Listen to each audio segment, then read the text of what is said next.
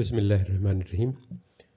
This is lecture 8C of Real Statistics and Islamic Approach. In the middle of the 20th century, a huge debate arose about the issue of whether or not cigarette smoke leads to lung cancer. Because this controversy illustrates how statistics is used for making important policy decisions, we will look at this debate in detail in this lecture. The data showed a strong correlation between smoking and lung cancer, but the issue of whether smoking causes cancer was not resolved, and there was no one knew the answer. A major difficulty with understanding the causality was this was a new type of causation. Many smokers never get lung cancer, and many lung cancers cases emerge without smoking. So this is a kind of probabilistic causation where if you smoke, then the chances of getting cancer are higher. This is very subtle and complex and hard to establish from clearly. The gold standard in statistics was the randomized controlled double-blind experiment. In this case, you could ensure that both the treatment and the control group are matched on all confounding factors, and so you could be sure that if one portion smoked and the other one didn't, then any difference in outcome was due to smoking. However, this was impossible for lung cancer. We cannot take two groups and randomly assign some to smoke and others not to smoke. And this is not a short-term experiment, because generally it takes 5 to 10 years for cancers to develop in response to smoking. So since randomized controlled experiments were impossible, the only option was to do observational study. Take some group of smokers and compare them with some group of non-smokers. But in such a study, there is always the danger that there is a confounding factor. And the big tobacco lobby, and also Sir Ronald Fisher and some other prominent statisticians, argued against the existence of a causal relationship on a number of grounds. First of all, it is clear that statistics cannot actually provide proof of causality, and also it is very hard to prove that there does not exist a confounding factor, because confounding factors are by definition invisible and unobservable here in this context. So it was very difficult to establish the case for lung cancer being caused by smoking. It is useful to briefly go over the history of this. It is covered in chapter 5 of Judah Pearl's book and Mackenzie called The Book of Hvy. So in 1902, cigarettes were only 2% of the tobacco market, but by 1952, they were 84%. There was a huge increase in the use of cigarettes due to automation, which made cigarettes very cheap and easy to manufacture. And also advertising was used to spread cigarette use. Edward Bernays, the father of propaganda in the 20th century, got some of his fame because he used campaigns, advertising campaigns, to spread cigarette use.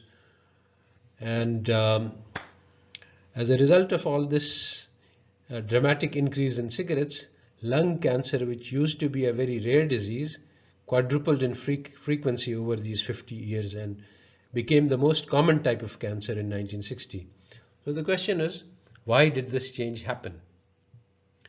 This seems obvious to us in retrospect, because we know that it was cigarettes, but at that time it was not clear at all.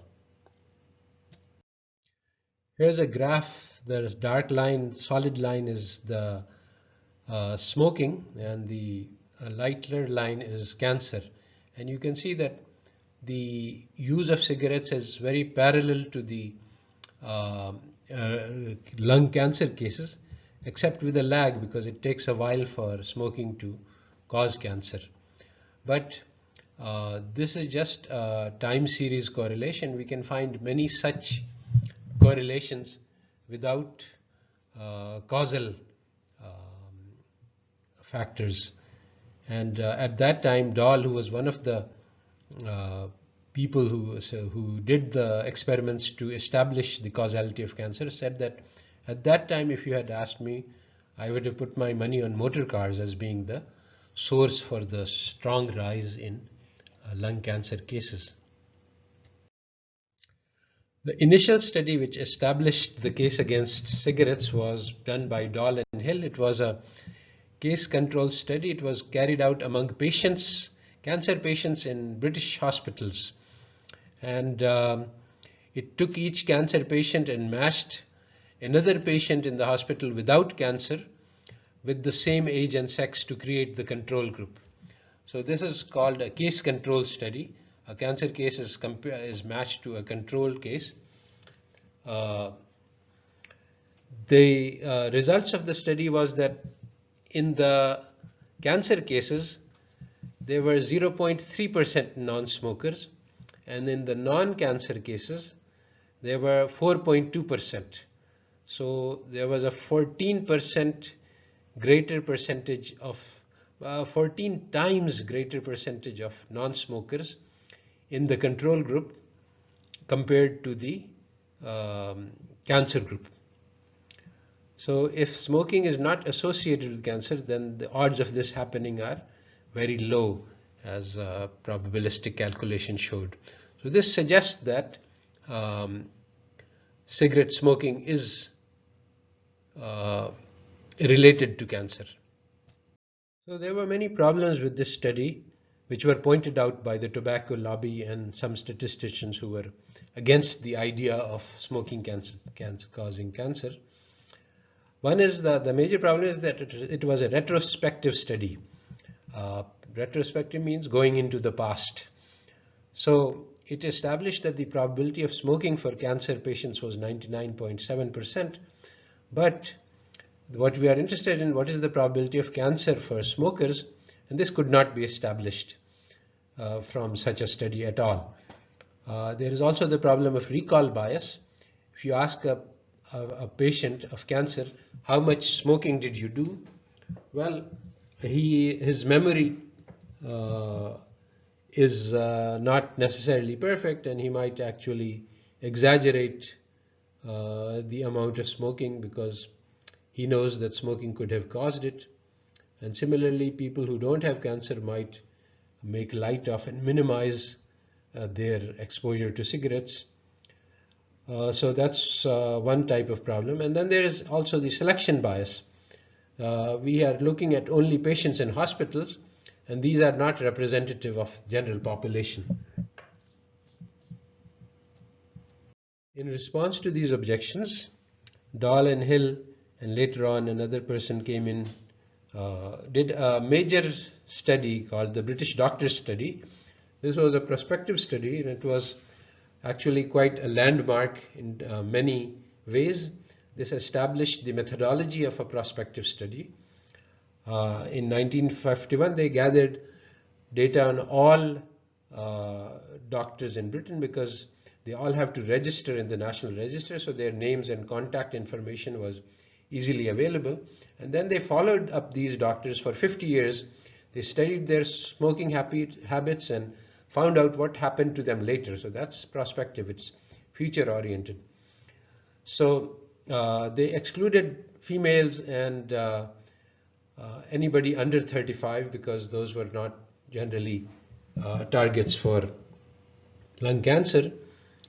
After 10 years, that is in 1961, they calculated, they found out how many deaths occurred, and they found out that among non-smokers, there were 7 deaths due to lung cancer. Among smokers, there were 93 deaths, so a factor of 13.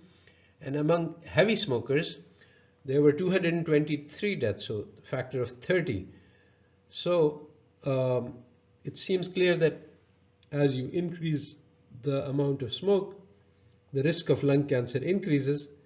And also in such a large data set, there were people who had actually quit smoking. So it was possible to calculate what was the lung cancer risk if you are a smoker and then you quit.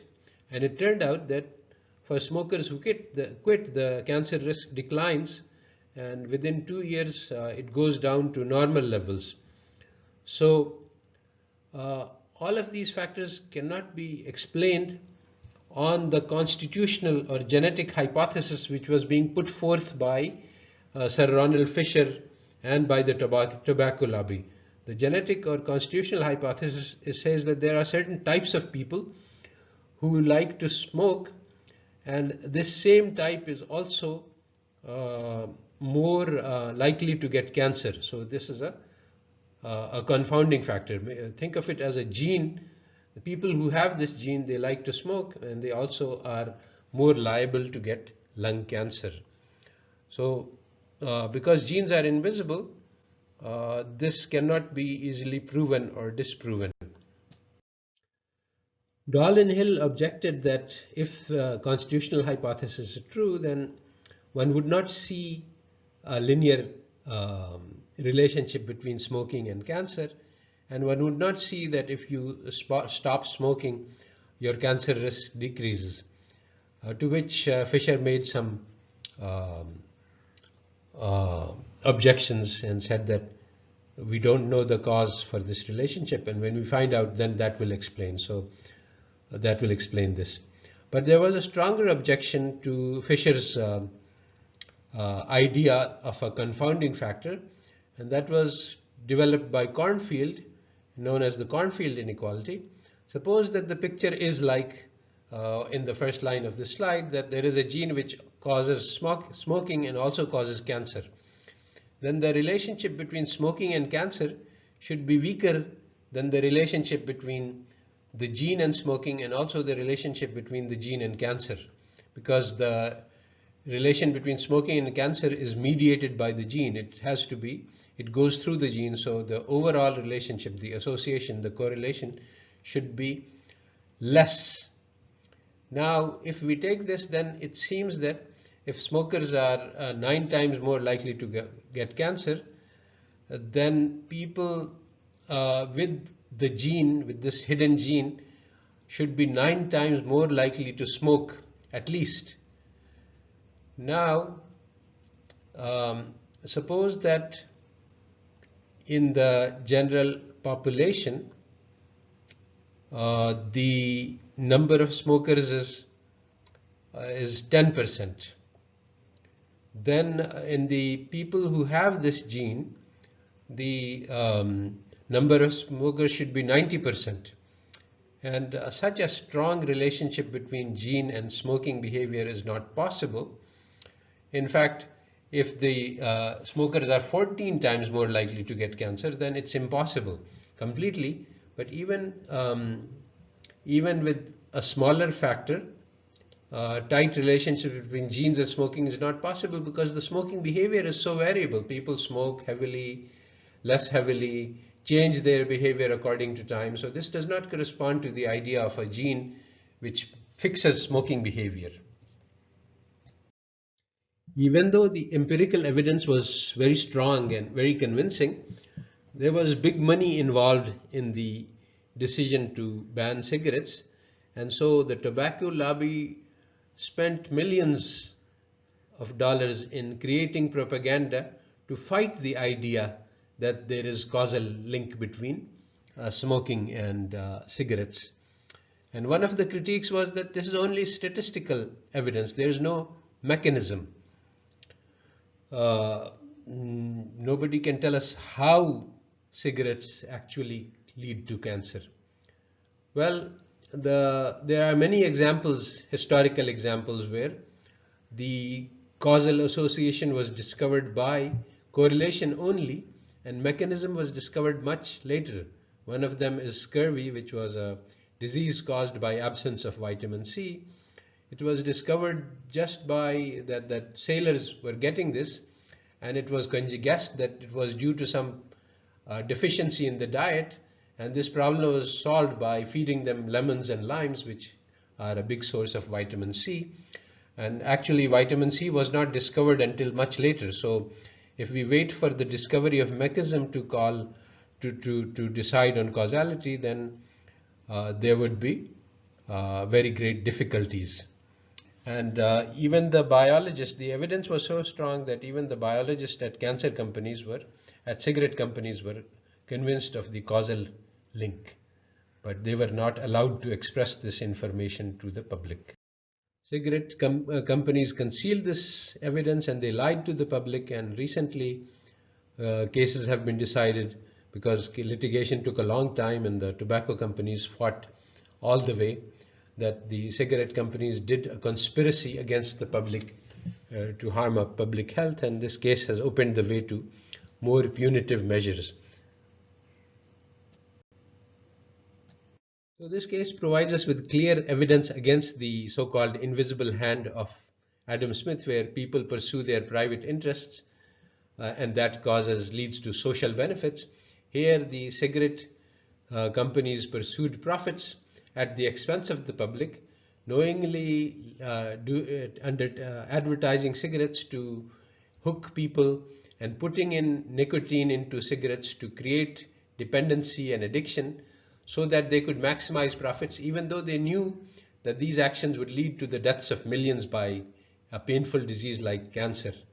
There was a systematic campaign to deceive and mislead the public, and this was the first encounter of public health officials with systematic and organized denialism, the effort to subvert statistical evidence.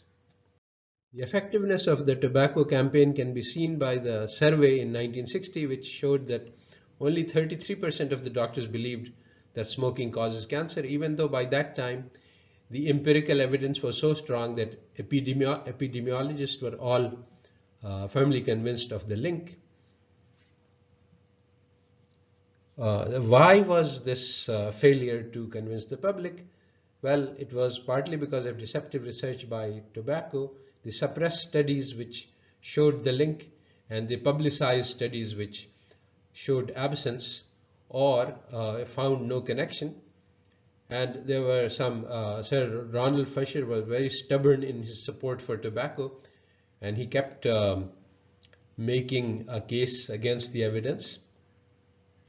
And but there's another issue, that statistical theory doesn't give us a good framework to even talk about causation. The positivist philosophy says that we can only study observables, and causation is actually unobservable, because causation talks about the possibility of counterfactuals, that if X had not happened, then Y would not have happened, and this is something which cannot be established by observables alone.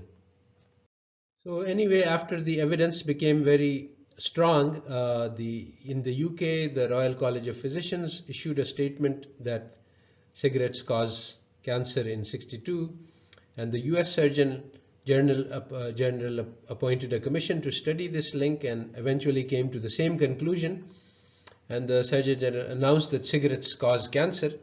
This was a landmark decision because after this announcement, things changed. You can see that from this graph that the turning point in the smoking habits of the public, which is the solid line, came right after the announcement by the Surgeon General of the causal link, which led the Congress to ban advertising and take many steps eventually against the use of cigarettes. And as the cigarette smoking went down in the public, so the lung cancer cases also went down. So after the Surgeon General report, the climate for gas changed, and advertising was banned in 1971, and in public places smoking was banned later. And currently, not too long ago, I think it was in 2014 or something, that the case that cigarettes conspired against the public was established, and so there are, as a result, there are many more measures being taken. Smoking has gone down in general, but somebody calculated that if 18 million lives have been lost due to smoking, and 8 millions have been saved by this discovery of causal effect and the campaign against smoking. So certainly progress has been made, but a lot more remains to be done. Meanwhile, the tobacco industry is continuing to pursue its agenda and creating lots of new smokers by various subtle campaigns to special targeted groups, including children who will acquire a habit by giving them candy flavored cigarettes, or actually cigarette flavored candy. So the battle continues to this day. So we conclude with a few remarks that statistics requires surveying thousands of people. Is an expensive proposition. Nobody will do it without funding. Where will this funding come from? It will come from interested parties like the tobacco lobby. So it is essential that there should be some source of funding for neutral research, and usually it's the government, but the government is also often lobbied by interest in order to prevent research which will be adverse or harmful to the interests of the big business. All parties who publish statistics or use statistics, they have agendas. So there's no neutral, unbiased source. So how can we learn the truth? It's very difficult. Statistics itself is used to pursue agendas, and so statisticians cannot confine themselves to look at the numbers alone. They have to look at who is using these numbers and for what purpose, and what is the agenda behind, in order to be not be manipulated into doing things that they should not do. In addition, we must look beyond the numbers, because causes are not in the numbers themselves. They are in the real world mechanisms which lie beyond the numbers. So the numbers can establish the association between cigarettes and smoking, but they cannot establish by themselves a causal relationship. That requires more knowledge of what is going on in the real world typically, and requires a deeper and study of the causal structures. So this is the type of work that we will do in later lectures. How do we study causes when they are not directly and openly available from the numbers? There are only indirect methods we can use.